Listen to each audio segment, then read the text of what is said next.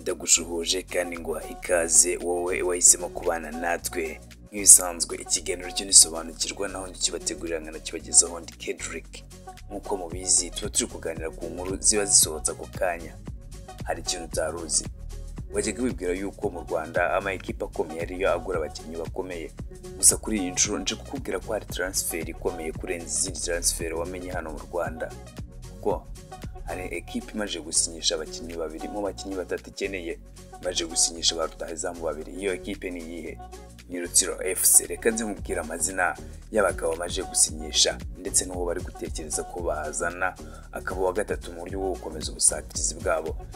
Nibyo koko ekipe ya Rutsiro FC yamajije kwemeza ko imaje gusinyisha abasore babiri bakina hagati.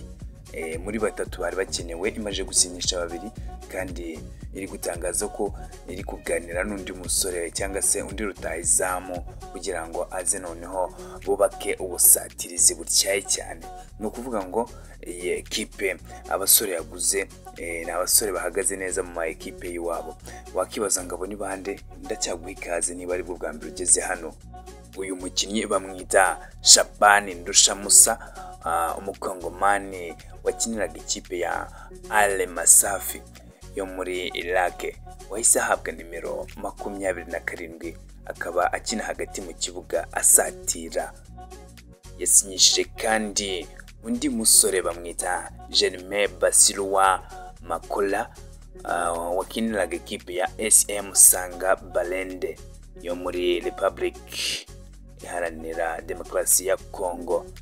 Wahise ahabwa nimero 25, nawe akaba akina hagati asatira. Uyu musore ukina hagati ariko asatira yageze muri SM Sanga Balenda muri 2020 kugeza 2021, ari nayo avuyemo aza gusinyira Rutsiro FC amasezerano y'imikino isigaye ngo shampiyona y'u Rwanda irangire. Ibi ndi kukubwira byemejwe neza na perezida wa ekipe ya Rutsiro bamwita Uwamahoro. Yahamije ko aba basore uko ari babiri bamajije gusinya muri ekipe, kandi n'undi mukinnyi wa gatatu ubura nka rutahizamu biri mu nzira, bari mu biganiro bari hafi kubisoza, nawe bakazamutangaza bitari kera cyane. Ngayo nguko shampiyona yo mu Rwanda itangiye kwisiga irange, yafashe indi ntera. Reka dukomeze n'amakuru ya Rutsiro ntabwo ararangira. Reka tuvuge kuri uyu musore Jeremy Makola, nawe waje muri ekipe aturutse muri ekipe yitwa AS Vita Club, nayo yari yaragezemo mu mwaka wa 2016, akaba amaze guhamagarwa muri ekipe y'igihugu inshuro zigera kuri 2.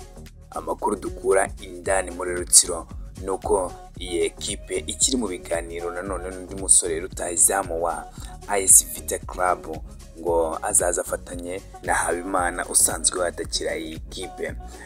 Imikino ibanza ya shampiyona yashoje Rutsiro FC iri ku mwanya wa 6 n'amanota 21. Ni ekipe ihagaze neza, ni ekipe ifite inzozi zo kuzatwara kimwe mu bikombe bihatanirwa inaha iwacu mu Rwanda. Ngayo nguko iyo niyo transfer iri kuvuza ubuhuha mu Rwanda, ndetse urumva ko ari ekipe nayo ishobora kwiguze neza. Tuzi ko abakongomani bakunda kugira ubumenyi buhagije kuri football. So reka twitege ese bazatanga iki, bimeze gute. Ndagushimiye wowe wahisemo kubana natwe. Niba ubwa mbere ugeze hano nta kintu usabwa no gukanda subscribe. Niba ari umufana wa Rutsiro reka nizere ko bimwe mu byo utaruzi ubisobanukiwe, kandi n'andi makuru agiye atandukanye azajya kugereraho igihe njye mwabanye mu kiganiro na Kedrick.